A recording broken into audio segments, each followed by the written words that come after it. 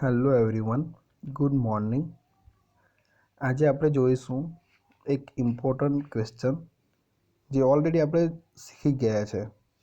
Okay, સો previous વિડીયોઝની અંદર unit number 4, okay, unit number 4 જે છે આપણું ઇલેક્ટ્રિકલ સેફ્ટી એન્ડ પ્રોટેક્શન, એની અંદર આપણે જોયું હતું એમસીબી અને ईएलसीबी વિશે.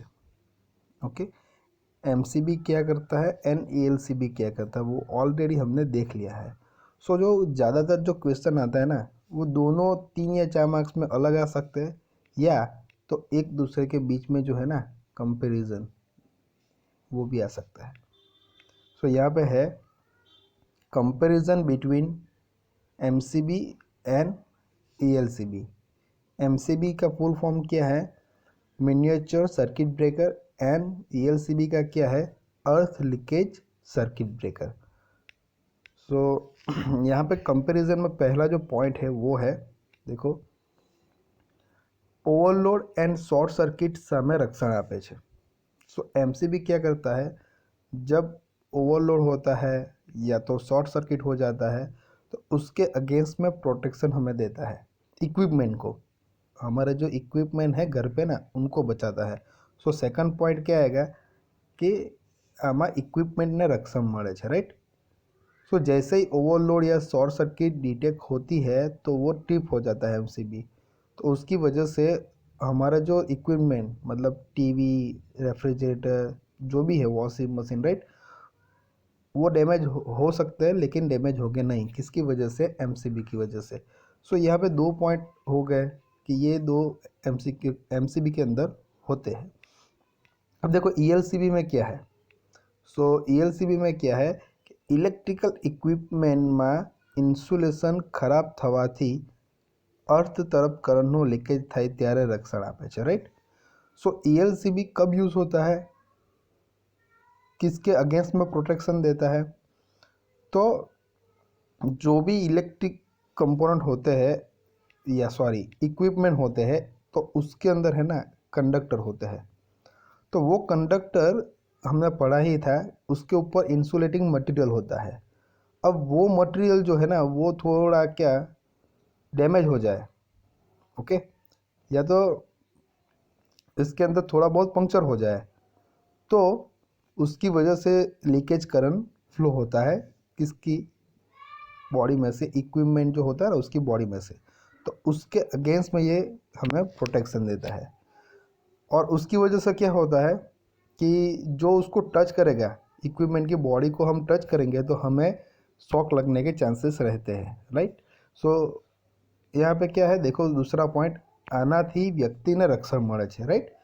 सो हम लोग को है ना प्रोटेक्शन देता है.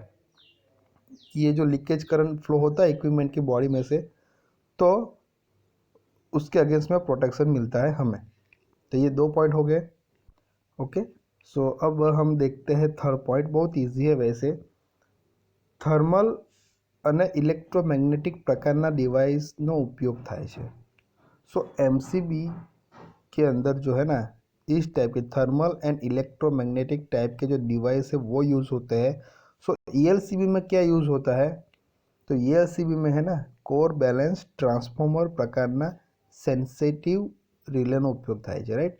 सो ये जो दोनों है ना ये पॉइंट जो है थर्ड पॉइंट, वो कब पता चलेगा आपको? ये एमसीबी एंड ईएलसीबी हमने सेपरेटली जब पढ़ा था तब उसका कंस्ट्रक्शन कैसा होता है वो भी हमने देखा था, ऑपरेशन कैसा था वो भी देखा था.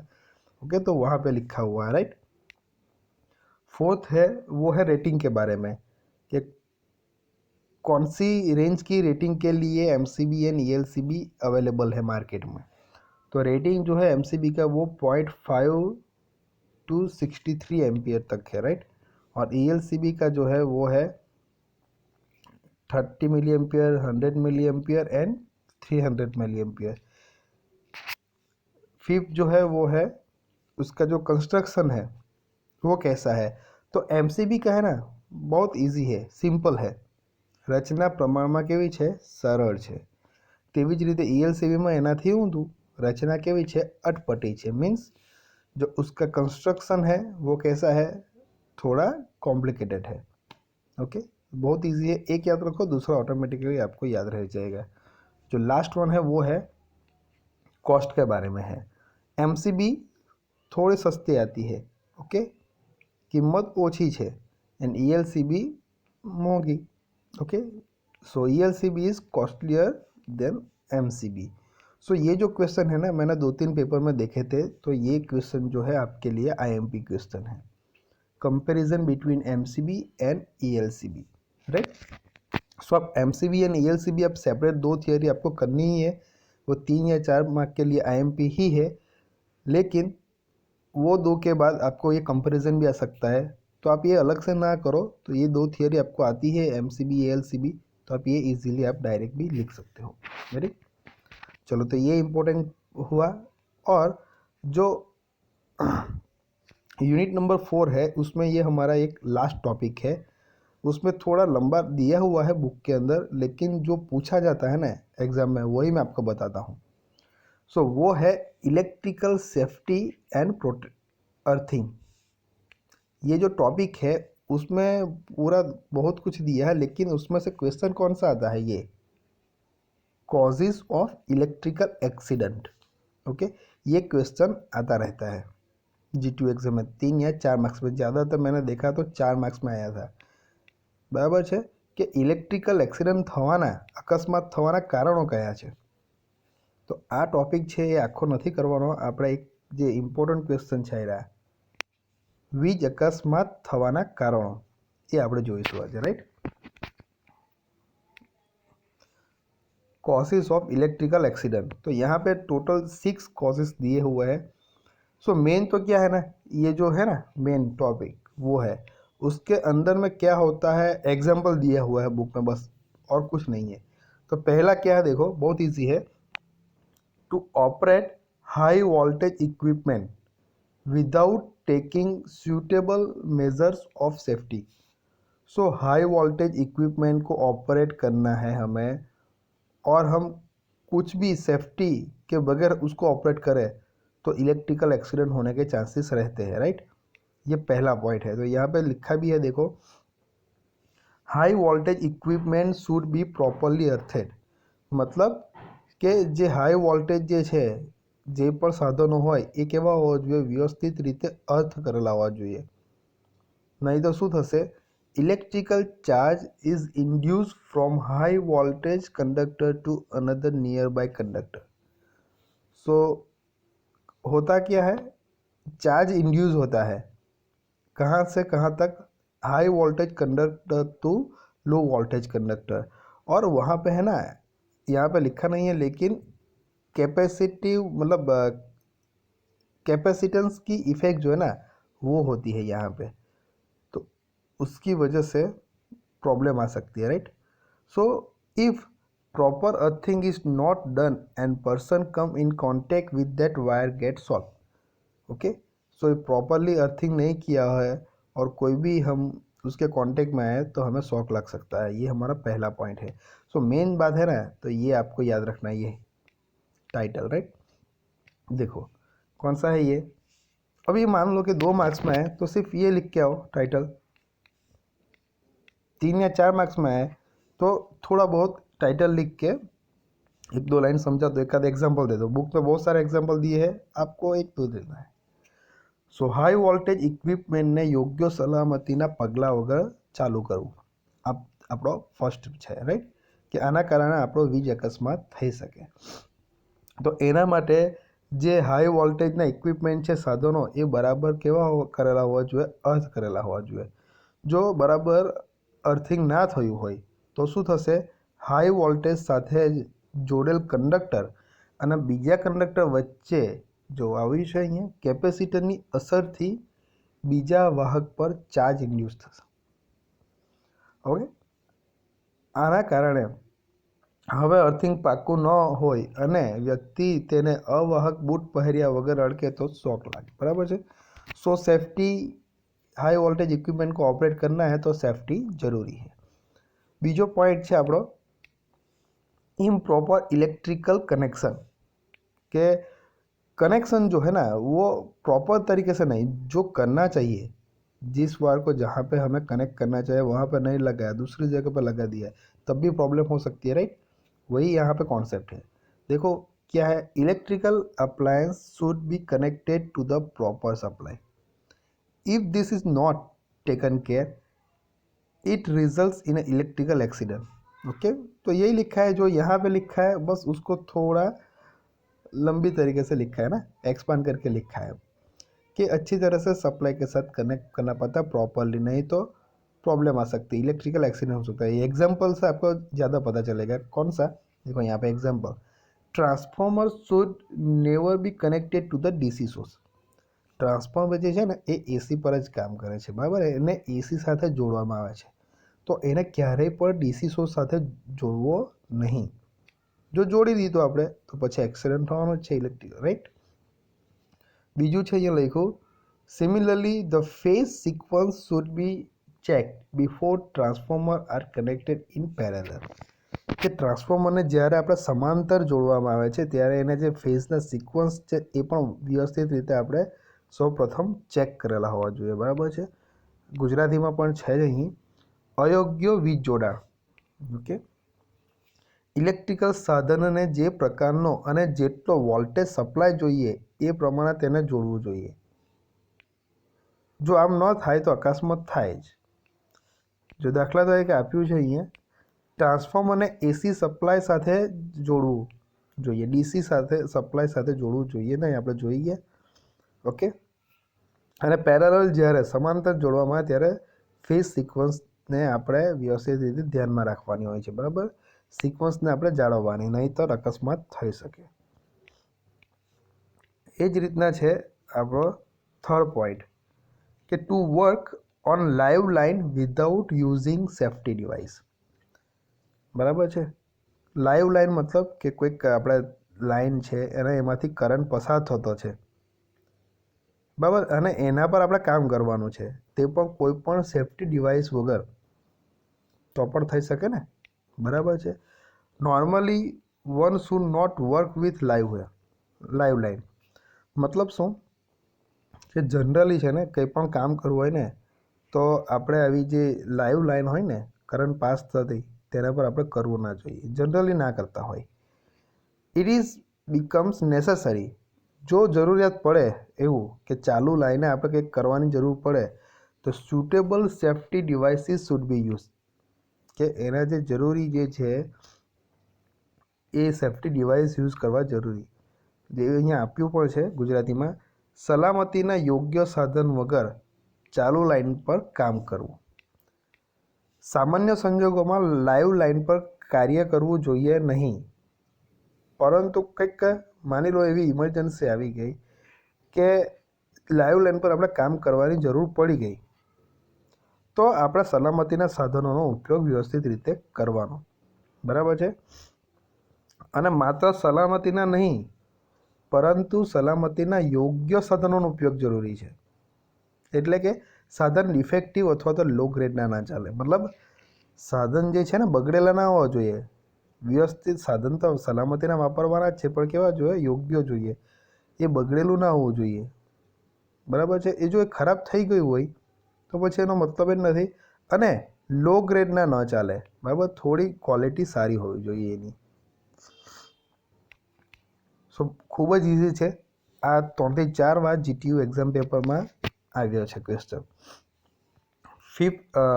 ફોર્થ જે છે એ છે to become careless while using electrical equipment.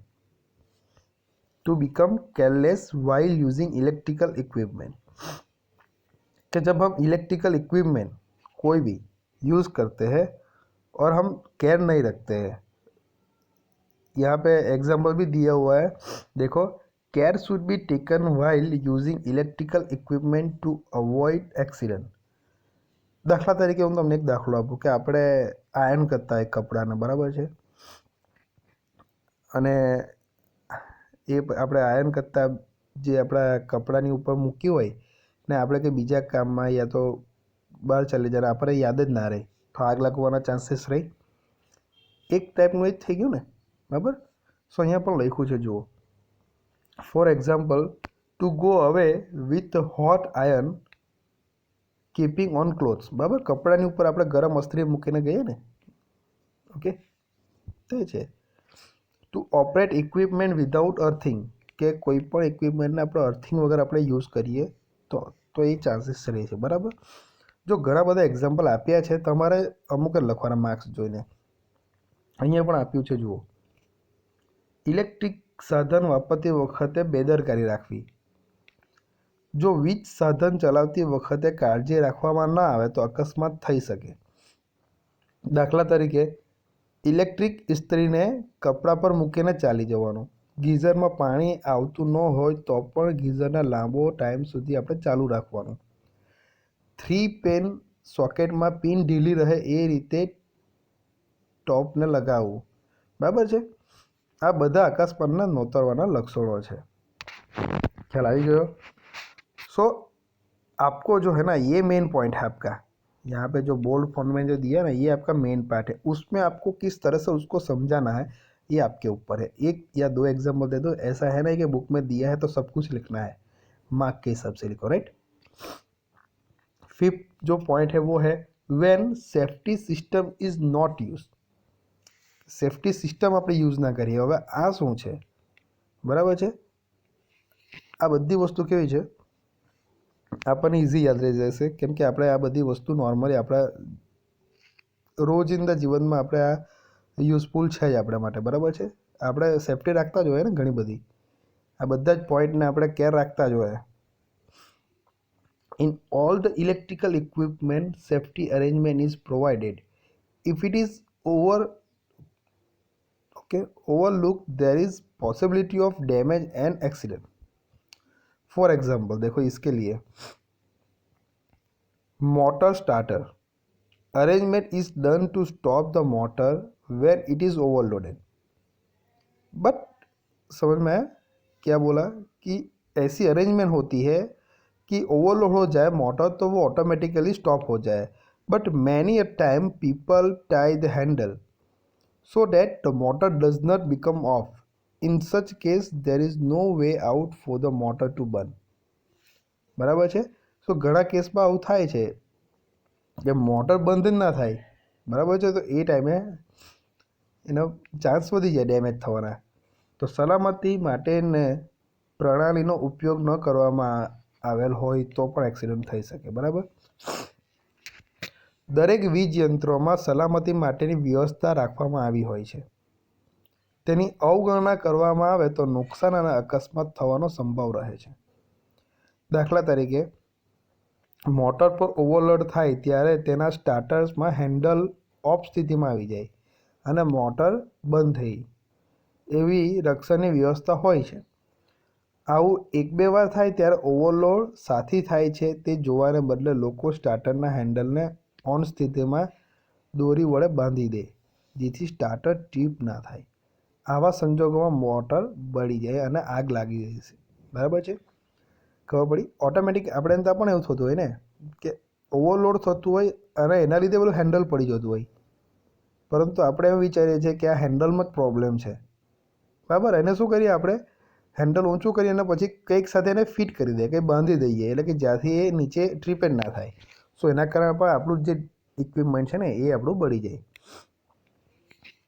Last છે વર્ક બાય ઇમ્પ્રોપર પર્સન. આ ઇમ્પોર્ટન્ટ છે. વર્ક બાય ઇમ્પ્રોપર પર્સન મતલબ કે કોઈક બિન અનુભવી માણસ કામ કરે ને તો તેના કારણે પણ થઈ શકે. એટલે કે જે કોઈ પણ કામ કરતો હોય, ઇલેક્ટ્રિકલ વર્ક કરતા હોય, તો એની બધી પૂરેપૂરી માહિતીનો જાણકાર હોવો જોઈએ, અનુભવી હોવો જોઈએ કામ કરવા માટે, બરાબર. એ જ છે. If repairing maintenance of equipment is carried out by inexperience person, બરાબર છે, then also there is possibility of accident, બરાબર છે. અહીં પણ અયોગ્ય વ્યક્તિ દ્વારા કાર્ય. બિન અનુભવી વ્યક્તિ દ્વારા રિપેરિંગ મેન્ટેનન્સ કરવામાં આવે તો પણ અકસ્માત થવાની શક્યતા રહે છે. જસ્ટ ફોર એક્ઝામ્પલ, ઇક્વિપમેન્ટમાં કેપેસિટર હોય અને રિપેરિંગ વખતે જો બિન અનુભવી વ્યક્તિ તેને ડિસ્ચાર્જ કરવાનું ભૂલી જાય તો કેપેસિટરના છેડાઓને અડકવાથી શોક લાગે છે. ओके, क्योंकि कैपेसिटर के अंदर कैपेसिटर क्या करता है कि एक एनर्जी को चार्ज के फॉर्म में स्टोर करता है. तो इसको डिस्चार्ज करना ज़रूरी रहता है, नहीं तो शॉक लग सकता है, राइट। सो ये कि हम ऐसे बहुत सारे एग्जांपल दे सकते हैं। देखो, हम अपने हिसाब से भी एग्जांपल बहुत सारे दे सकते हैं। सो ये जो क्वेश्चन है वो इम्पोर्टेंट है, आपको जो ये मेन हाईलाइट की हूँ ना वो याद रखो, उसके अंदर एग्जांपल आप अपने हिसाब से लिख दो। ऐसा है नहीं कि बुक में दिया है तो बस यही लिखना है, सिंपल है, राइट। सो ये दो इम्पोर्टेंट जो थियरी है वो हमने यूनिट नंबर 4 में आज हमने देखा, गेटिंग। सो यूनिट नंबर 4 जो है यहाँ पे हमारा ख़त्म होता है। सो अभी हम साइमल्टेनियसली जो है वो यूनिट नंबर 3 जो है वो भी देख रहे हैं। सो हम नेक्स्ट टाइम से, कल से, unit number 3 and unit number 4 दोनों हम पैरेलल देखेंगे, राइट।